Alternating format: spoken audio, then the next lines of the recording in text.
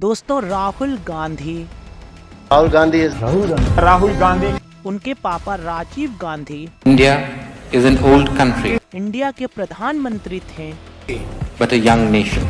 जिनकी दादी इंदिरा गांधी बहनों और भाइयों, देश की पहली वुमेन पीएम थी। मैं अपनी आवाज वहाँ भी पहुँचाना चाहती हूँ। वही राहुल गांधी को आज लोग पप्पू बोलने लग गए। आपके लिए मैं पप्पू हूँ। अपोजिशन तक उन्हें भूलने लग गया। राहुल ने सर जो ये अमीरी गरीबी की बात की, कौन राहुल? आज उसी राहुल गांधी ने एक ऐसा कमबैक भी किया है कि वो नेक्स्ट पीएम भी बन सकते हैं। आइए आज उन्हीं की पूरी कहानी दोस्तों समझने की कोशिश करते हैं। दोस्तों कहानी की शुरुआत होती है 19 जून 1970 को, जब राजीव गांधी और इनकी वाइफ सोनिया गांधी को एक लड़का होता है जिसका नाम रखा जाता है राहुल गांधी। और राहुल गांधी जब इनका जन्म हुआ था तो इनकी दादी पीएम ऑफ इंडिया हुआ करती थी, यानी कि इंडिया की सबसे बड़ी गद्दी पे इनकी दादी बैठा करती थी। ऐसे में जब इनकी दादी ही देश की पीएम थी तो ये नॉर्मल स्कूल में थोड़े ही पढ़ते हैं, इसलिए राहुल गांधी का सेंट कोलंबिया नामक स्कूल में एडमिशन कराया जाता है, जो दिल्ली का उस समय बेस्ट स्कूल हुआ करता था। दोस्तों बाद में 1981 में ये दून नामक एक स्कूल में चले जाते हैं, जो देहरादून का अपने जमाने का सबसे बेस्ट स्कूल हुआ करता था। दोस्तों सब कुछ अच्छा जा रहा था, ये बेस्ट तरीके से अपनी पढ़ाई कर रहे थे।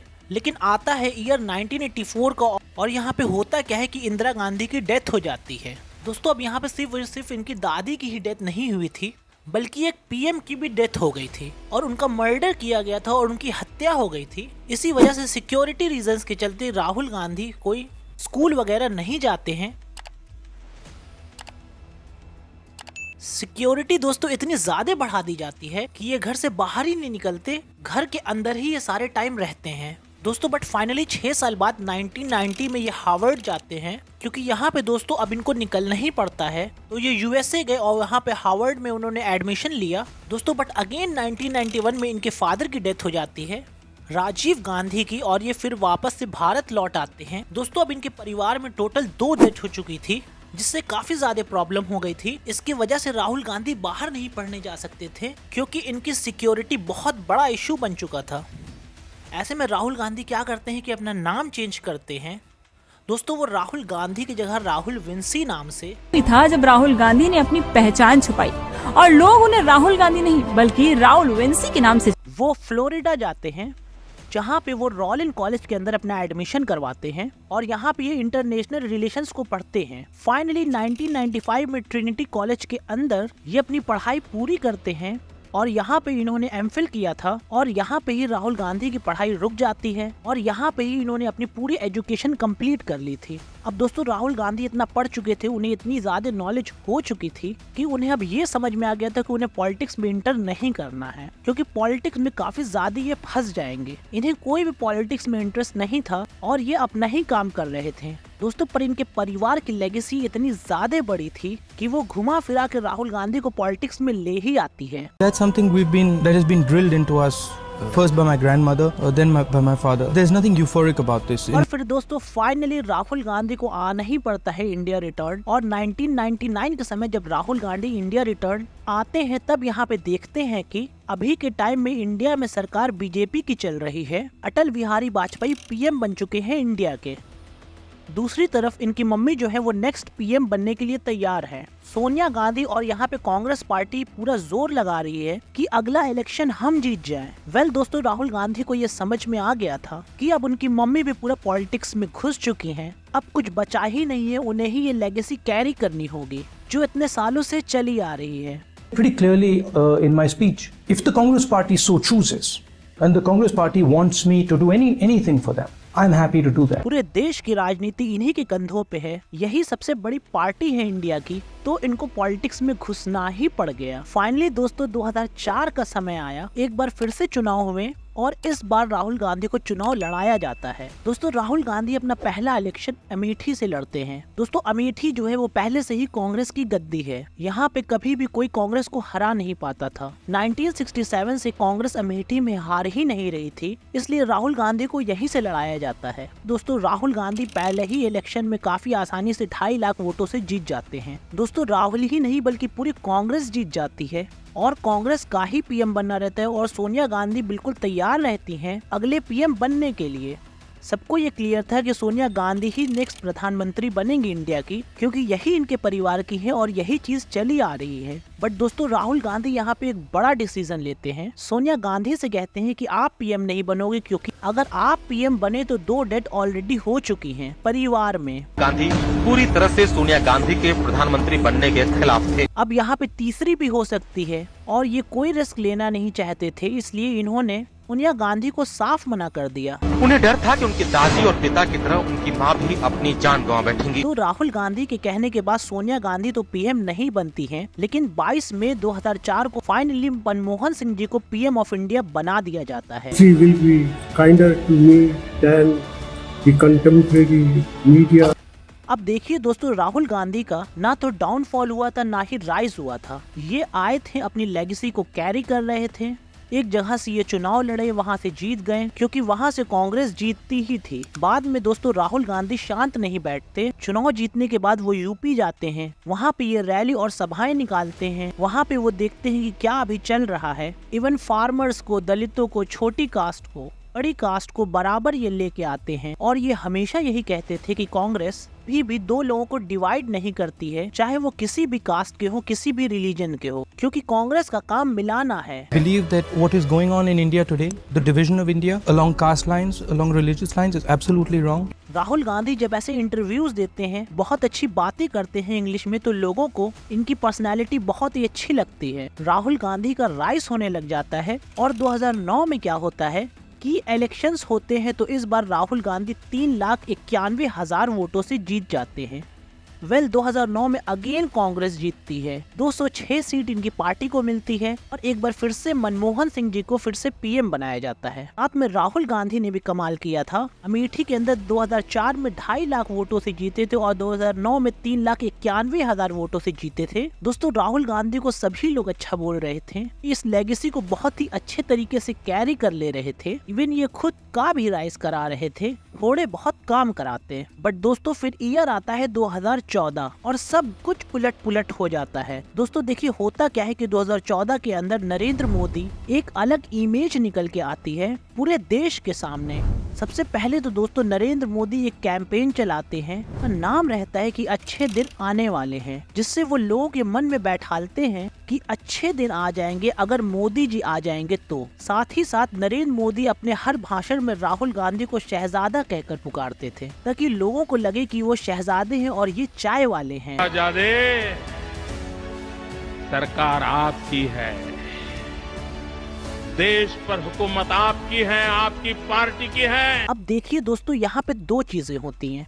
एक तो नरेंद्र मोदी अपने आप को चाय वाला बुला रहे थे, दूसरी चीज ये राहुल गांधी को शहजादा बुलाने लग गए थे, जिससे दोस्तों लोगों को ये लगने लगा था कि ये इलेक्शन एक चाय वाला वर्सेस शहजादे का है, जिसकी लेगेसी पहले से है, खानदान जिसका पॉलिटिक्स में बनता आया है, जीतता आया है। लोग यहाँ पे मोदी को वोट डालने लग गए और 2014 इलेक्शन में इतना उलटफेर हुआ कि लिटरली कांग्रेस को सिर्फ और सिर्फ 44 सीट मिली। राहुल गांधी एक बार फिर अपनी सीट तो जीत चुके थे, लेकिन दिक्कत वाली बात ये थी कि इनकी पार्टी बहुत ही बुरे तरीके से हार गई थी।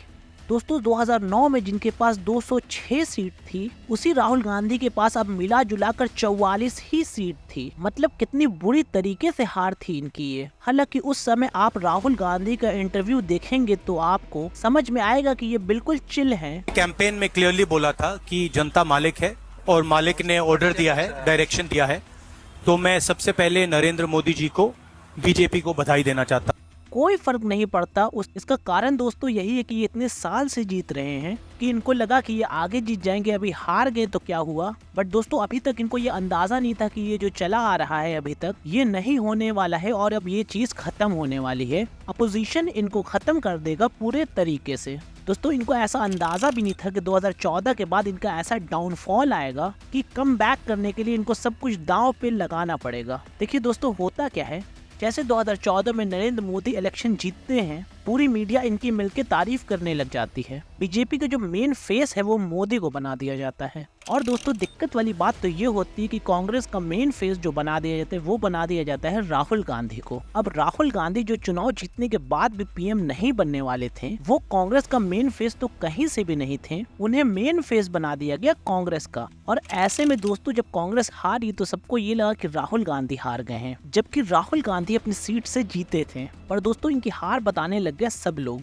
इसके जस्ट 2 साल के बाद जियो का बूम हुआ दोस्तों। हर जगह लोगों के पास इंटरनेट आ गया, हर जगह लोगों के पास, सारे लोगों के पास मोबाइल्स आ गए, लोगों के पास बहुत ही ईजिली यूट्यूब एक्सेसिबल हो गया। और इस बार बहुत दिक्कत बढ़ने वाली थी, क्योंकि न्यूज चैनल्स तो पहले से ही दिखा रहे थे कि मोदी कितने महान हैं और राहुल गांधी कितने बड़े बेवकूफ हैं। लेकिन जैसे ही जियो का बूम आता है, जैसे ही इंटरनेट का बूम आता है, उसी समय राहुल गांधी के बहुत सारे मीम्स बनाए जाते हैं, उनको दिखाए जाते हैं कि ये कितने बड़े पप्पू हैं और कितने बड़े बेवकूफ हैं।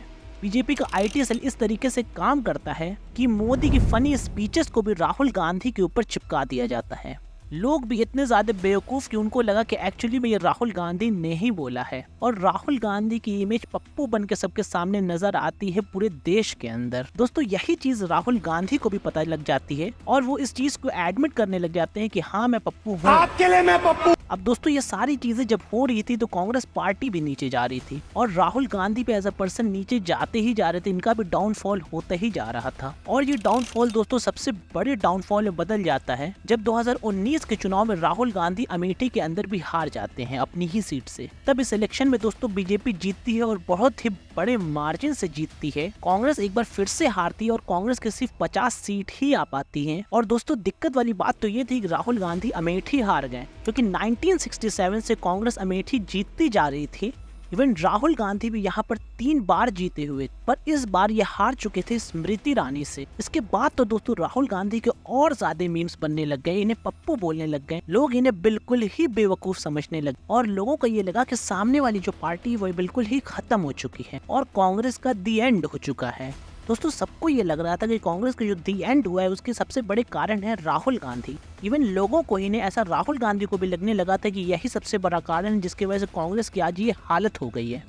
और इसीलिए दोस्तों इन्होंने कांग्रेस के प्रेसिडेंट का पद जो है वो भी छोड़ दिया 2019 में। दोस्तों 2019 से लेकर 2022 तक राहुल गांधी बिल्कुल ही गायब हो गए और सबको यही लगा कि राहुल गांधी का दी एंड हो चुका है। आप खुद सोचिए कि इतनी बड़ी पार्टी का वारिस जो हार्वर्ड में पढ़ के आया है, जो ट्रिनिटी कॉलेज में पढ़ के आया है, इतनी सारी चीजें सीख के आया है, उसकी बेवकूफ की इमेज बना दी गई है और उस पर वो इमेज थोप दी गई है। मोटा मोटा दोस्तों यहाँ पे कांग्रेस की लेगेसी हो, यहाँ पे राहुल गांधी खुद एज ए इंडिविजुअल हो, राहुल गांधी जैसे भी हो, हर तरीके से इनका डाउनफॉल हो चुका था, इनकी इमेज क्रैश हो चुकी थी और सभी लोगों को लग रहा था कि इनका दी एंड हो चुका है। पर दोस्तों होता क्या है कि सितंबर के महीने में 2022 में राहुल गांधी ये अनाउंस करते हैं कि हम भारत जोड़ो यात्रा करने वाले हैं, जिसमें 3570 किलोमीटर ये पैदल चलने वाले थे। इस यात्रा के दौरान ये कन्याकुमारी से कश्मीर तक जाएंगे। 3570 किलोमीटर और पूरी जगह ये प्यार बांटने वाले हैं, सभी लोगों से मिलने वाले हैं। सभी लोगों को ये मजाक लग रहा था, मीडिया तो इसको बिल्कुल भी कवर नहीं कर रहा था। उनको लग रहा था कि राहुल गांधी तो कुछ भी बोलते रहते हैं। बट दोस्तों जब राहुल गांधी ये यात्रा शुरू करते हैं तो लोग इनसे जुड़ने लग जाते हैं और इस यात्रा के बाद वो बिल्कुल चेंज दिखते हैं। कमाल तो दोस्तों तब होता है जब ये यात्रा कंप्लीट होने वाली रहती है। एक बार मीडिया रिपोर्टर राहुल गांधी से ऐसा पूछता है कि राहुल गांधी की जो पहले ऐसी इमेज थी, राहुल गांधी इसके जवाब में ये कहते हैं कि राहुल गांधी वो पहले वाला राहुल गांधी जो है वो अब मर चुका है, तो राहुल गांधी को आप भूल जाइए। आपके दिमाग में मैंने मार दिया उसको, गया वो। जिस व्यक्ति को आप देख रहे हो वो राहुल गांधी नहीं। दोस्तों ये स्पीच बिल्कुल भी नॉर्मल नहीं थी, क्योंकि राहुल गांधी की इमेज इसके बाद इतनी ज्यादा चेंज हो जाती है जनता में कि सबको ये लगने लग गया था कि ये अब बहुत ही ज्यादा मैच्योर हो गए हैं। दोस्तों चाहे एजुकेटर हो, चाहे एक्टिविस्ट हो, सभी ये कहने लगे थे अब Rahul Gandhi as a PM बनने के लिए तैयार है, वो उस चीज के लिए तैयार हो चुके हैं और वो एज ए पीएम के पद को डिजर्व करते हैं। कि जितना हारने के बाद, इतने चुनाव हारने के बाद भी वो इंसान चुनाव में रेलेवेंट बना हुआ रहता। इसके बाद दोस्तों राहुल गांधी रुकते नहीं है और बहुत ही ज्यादा बड़े बड़े मुद्दे उठाने लगते हैं नरेंद्र मोदी के खिलाफ। दोस्तों ये बोलने लगे कि अंबानी और अदानी दोनों ही मोदी के कारण आज इतने बड़े हुए हैं।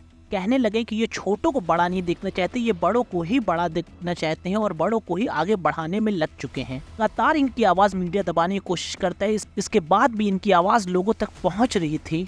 यही चीज देखने को मिलती है 2024 के इलेक्शन में। पे मिलती है कांग्रेस को 99 सीट, जो कि जस्ट डबल थी 2019 और 2014 के चुनाव से। दोस्तों, राहुल गांधी अब बिल्कुल ही सही दिशा की तरफ बढ़ते हुए दिख रहे थे। कमाल बात तो ये थी कि जो बीजेपी 400 का नारा लगा रही थी, उनको लग रहा था कि 400 सीट मिलेगी, उनको 250 भी नहीं मिलती, उनको 250 से भी कम सीट्स मिलती हैं। लेकिन कमाल बात तो ये थी कि राहुल गांधी इस बार अपनी दोनों सीटों से जीत चुके थे। रायबरेली, वायनाड, ये दोनों जगह तो जीत ही चुके थे। साथ में 2019 के अंदर जहाँ पे हार गए थे अपनी सीट, इसी बार उनका ड्राइवर स्मृति ईरानी को हरा के वहां से जीत जाता है। दोस्तों, इसके बाद राहुल गांधी को लोग बहुत ही ज्यादा सीरियस लेने लग गए जब राहुल गांधी इस बात को कहते हैं कि स्टॉक मार्केट को बहुत ही ज्यादा मैनिपुलेट किया गया है। 4 जून को स्टॉक मार्केट आसमान में जाएगी, लोगों को खरीदना चाहिए। इन्होंने बताया कैसे अमित शाह और मोदी कह रहे थे कि आप स्टॉक्स लीजिए, 400 पार होंगे तो सारे स्टॉक्स जो नीचे थे वो सारे स्टॉक्स बहुत ही तेजी से ऊपर चले जाएंगे,